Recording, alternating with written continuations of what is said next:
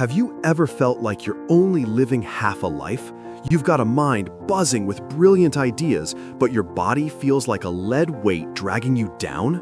Or maybe your body is screaming for action, but your mind is lost in a fog of anxiety, endless scrolling, and overthinking. You are not alone. Our society has sold us a subtle, insidious lie, and today we're going to expose it, dismantle it, and show you the ancient path to reclaiming your true, unified power. Imagine this, a warrior who fought 60 duels to the death, never losing, whose name echoes through history as the greatest swordsman Japan ever knew. But this same man, Miyamoto Musashi, also spent his nights writing poetry, creating sublime inkwash paintings, and contemplating the deepest philosophies of life. He wasn't two different men. He was one complete, integrated human being. His mind was as sharp as his katana, and his body was as resilient as his spirit. This video isn't just about understanding the wisdom of the samurai, it's about embodying it. We're going to uncover 5 core lessons from Musashi's path, not just to inspire you, but to equip you for action. By the end of this, you'll understand why you're likely operating at less than 50% of your true potential and how to finally unite your mind and body to unleash the formidable power that's been dormant within you. Stay with me because your entire life, your confidence, and your capacity to achieve are about to transform. For too long, we've been fed a false dichotomy. Think about it. Our movies, our TV shows, even our cartoons, they've meticulously programmed us to believe that the smart person is weak and nerdy, while the strong person is big, dumb, and brutish. It's the classic big, dumb jock versus the weak, smart nerd trope, replayed endlessly. We're told to specialize, to pick a lane, be a scholar or be an athlete, be a thinker or be a doer, never both. This isn't just a cultural stereotype, it's a societal cage designed to keep you fragmented, to keep you from realizing your full, integrated strength. Look at hustle culture here in America. We're constantly bombarded with messages to grind hard, to stay hungry, to sleep when you're dead. But what does that often mean in practice? It means sacrificing sleep, chugging energy drinks, eating processed junk food on the go, and completely neglecting any physical activity beyond walking to your car. The result? A generation that's achieving more on paper, checking off every career box, but feeling less fulfilled, more anxious, and utterly burnt out than ever before. We're chasing external validation while our internal foundations crumble. We're celebrated for our intellectual prowess, but shamed or simply ignored our physical form. But history, real history, screams a different truth. Take Plato, the father of Western philosophy. He wasn't just a thinker, he was an accomplished wrestler, winning at the Isthmian Games. Or Socrates, another foundational philosopher, renowned for his physical toughness as a warrior, was able to endure the harshest conditions without complaint. Leonardo da Vinci, the ultimate Renaissance man, was not only a genius inventor and artist, but also known for his immense strength, capable of bending a horseshoe with his bare hands. And then there's Musashi, our guide, the embodiment of this integration, a master swordsman, calligrapher, philosopher, and artist.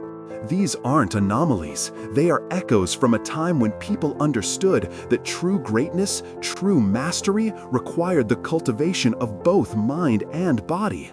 In their world, the split we see today simply didn't exist. They knew strength wasn't just about muscles, and intelligence wasn't just about books. It was about wholeness. To illustrate this modern dilemma, let me introduce you to Broly. Broly, like many of you, is incredibly intelligent, sharp as a whip, and full of innovative ideas. He's ambitious, he reads widely, devours podcasts, and spends hours perfecting his craft. But Broly, in his relentless pursuit of intellectual excellence, completely neglects his physical self. He sees physical training as a distraction, a waste of time that could be spent learning or working. He believes he's optimizing, maximizing his potential by focusing solely on his mind. He feels he's pushing 100% every day.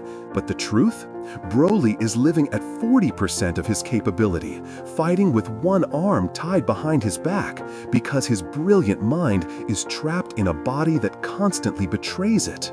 And what is the hidden cost of this division, this neglect of the physical? It's far more insidious than you realize. When your body is weak, your mind operates in a constant state of fog. Let's talk biology. Low testosterone, elevated cortisol, the stress hormone, poor blood flow to the brain, and reduced oxygen delivery. These aren't just abstract scientific terms. They translate directly into your daily experience. Brain fog, irritability, crippling anxiety, poor decision-making, and chronic fatigue. That restless, agitated feeling you get when you've been sedentary for too long, staring at a screen, that's not your body telling you to scroll more.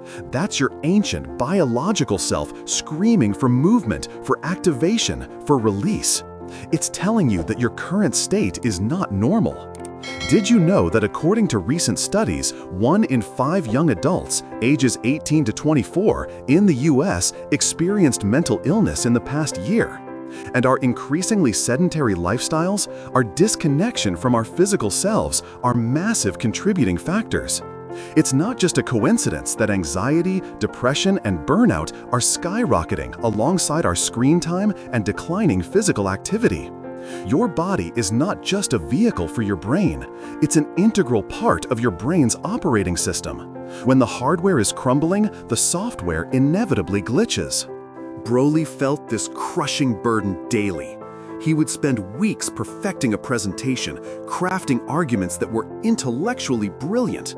But when it came time to deliver, his voice would tremble, his hands would shake, his heart would race, and a wave of insecurity would wash over him. He'd second-guess every word, losing his train of thought and watching opportunities slip through his fingers. He'd see colleagues, less intelligent, less prepared, but with a powerful, calm presence, effortlessly command a room. They had an unshakable confidence, a natural authority that Broly, with all his intellectual firepower, simply lacked. He was fighting battles with half an army, his body actively sabotaging his mind's best efforts. He would overthink every interaction, paralyzed by the fear of judgment, leading to inaction and regret. If this resonates with you, if you've ever felt your body betray your brilliant mind, take a moment to hit that like button. It helps us reach more people who need to hear this message. Musashi understood this principle centuries ago. He didn't just train for skill, he trained for mastery of self. His famous dictum, "The way is in training," wasn't just about swinging a sword. It was about the relentless, brutal, purifying process of physical exertion as a forge for the mind and spirit. He didn't just practice in a comfortable dojo. He lived in caves. He trained on mountains under icy waterfalls. He understood that true enlightenment, true clarity, didn't come from mere contemplation or elaborate plans. It came from the crucible of sustained effort, pushing the body to its limits. When you train, your body releases a cascade of neurochemicals, dopamine, serotonin, norepinephrine, sharpening your focus, clearing the mental fog, and providing a powerful sense of accomplishment.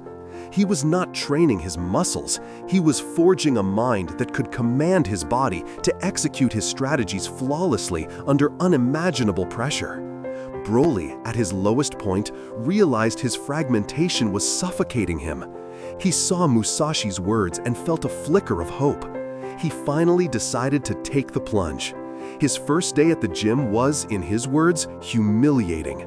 He couldn't do 10 push-ups without collapsing. He felt awkward, weak, and utterly out of place. Every mirror felt like a judgment. He wanted to quit after 10 minutes. He felt like a joke. But something strange happened after that first terrible session. For the first time in months, his head felt a little clearer. The incessant chatter in his mind quieted, just a fraction. That tiny glimmer, that hint of relief was enough. He went back the next day, and the next. 3 months in, the changes weren't just physical. His work problems, which once seemed insurmountable, started to untangle. His focus improved, his creative blocks melted away. By the 8th month, deadlifts weren't just about building a strong back, they were teaching him how to carry heavy burdens without crumbling, in the gym and in life. The discipline, the consistent effort, the sheer grit required to lift a weight you thought impossible, these lessons translated directly. The gym became his daily classroom for resilience, courage, and humility.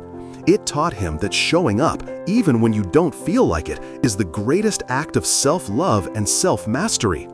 The physical strain, the breaking down and rebuilding of muscle, became a metaphor for the breaking down of his old anxious self and the forging of a new, stronger character. It was a brutal honesty that started to rewire his brain. You don't need to become Miyamoto Musashi overnight, climbing mountains and fighting duels. You just need to start. Begin with a 15-minute brisk walk, 10 push-ups every morning, and a simple stretching routine. The key is consistency over intensity. The act of showing up day after day is the true training.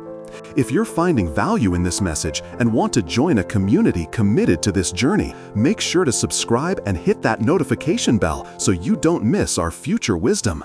One of the most profound lessons physical training offers is the direct, visceral battle against that insidious inner voice. You know the one. It whispers, "Just quit. Go home. You've done enough. This is too hard. You're not good enough. You'll never achieve that." In the gym, this voice screams at you during that final, agonizing rep. It tries to convince you to drop the weight, to give up. Every single rep is a miniature war. And every time you conquer that voice in the gym, every time you push through when it tells you to stop, you are not just building muscle, you are building mental fortitude. You are actively rewiring your brain's response to adversity. You are training yourself to defeat that voice everywhere.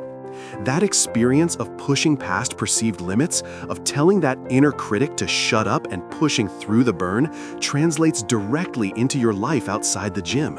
When that same voice tries to paralyze you before a difficult negotiation, when it tells you not to start that new project, when it mocks you after a small failure, or when it fills you with self-doubt before you post something creative online, you have a blueprint. You have the lived experience of telling it no. You've already won that battle thousands of times in the gym. This isn't just theory, it's earned wisdom. You learn that discomfort is not danger. It's growth. After 10 months, Broly was almost unrecognizable. He hadn't become aggressive, he had become unshakable. His ideas hadn't changed, but now his voice carried weight. His presence filled the room with a quiet authority that commanded respect without a single word. People couldn't quite explain it, but the energy shifted when he walked in. He carried himself with a new spine, both literally and figuratively. The anxiety, the overthinking, the self-doubt that once plagued him had been burned away in the furnace of physical exertion. He'd found a quote that perfectly encapsulated his transformation. "I used to overthink everything. Now I just act." He learned that the clarity of mind he once sought only through endless contemplation was found on the gym floor through sweat and effort. This is the essence of Musashi's path. He knew that the body and mind are not two separate entities to be balanced, but a single integrated system. Your body is the physical manifestation of your mind. Your mind is the operating system of your body. When they are at odds, you are fragmented, weak, and ineffective. When they are aligned, harmonized, you become a force of nature. Musashi, the undefeated warrior, the profound philosopher, the sensitive artist, he embodied the complete human. He had no preferences between these roles because to him, they were all expressions of the same unified self. He wasn't choosing between intellect and strength, he was integrating them into a singular, flowing being. And this isn't just some ancient, mystical concept. Look at modern examples. Dwayne "The Rock" Johnson isn't just a massive movie star. He's a shrewd businessman, a media mogul, and one of the most disciplined individuals in Hollywood. His legendary workouts aren't just for aesthetics, they are a fundamental part of his mental and emotional fortitude. Or think of the countless tech CEOs and leaders who preach the importance of intense physical routines for mental clarity and strategic thinking. They embody this integration. They are living proof that when you unite your physical and mental powers, you unlock truly limitless potential. This breaks the narrow definition of strength as just muscle. Strength, in its truest sense, is mental resilience, emotional fortitude, the ability to remain calm under pressure, the confidence to communicate your ideas, and the raw courage to pursue your dreams. So, I have to ask you again, how many brilliant ideas have died in your head because your body, your presence couldn't carry them forward? How many opportunities have slipped through your grasp because you lacked the physical embodiment of confidence, the unshakable presence to seize them? You are likely living at 40% of your potential, accepting anxiety, brain fog, and a general sense of being overwhelmed as normal. It's not normal. It's a consequence of the programming you've received, the fragmentation you've unknowingly embraced. But you have the power to reprogram yourself. The choice before you is simple, but it is not easy. Will you continue to live fragmented, your mind brilliant but trapped, your body capable but dormant? Or will you embrace the ancient wisdom, the timeless path of Musashi, and begin the journey of uniting your powers? Tomorrow morning is not just another day. It is an opportunity. It is a fresh battlefield. Start training, not just for your body, but for your mind, for your spirit, for the complete, formidable human you were always meant to be. I challenge you to join our 7-day Unite Your Power Challenge. For the next week, dedicate 20 minutes each day to any physical activity, a walk, some push-ups, dancing, and 5 minutes to mental clarity, meditation, journaling, quiet reflection. Commit to this integration. Share your journey with us in the comments below using the hashtag UniteYourPower. Let's build a community of complete humans, reclaiming our full potential, one unified step at a time. Musashi left us the blueprint. The only question is, will you remain society's experiment, divided and diminished, or will you forge yourself into the complete, powerful being you were destined to be? Your mind is brilliant but stuck. Your body is capable but asleep. Unite them, and you will become unshakable. Thank you for watching. If you want to dive deeper into this kind of transformative content, check out this video next. Until then, stay strong, stay sharp, and stay whole.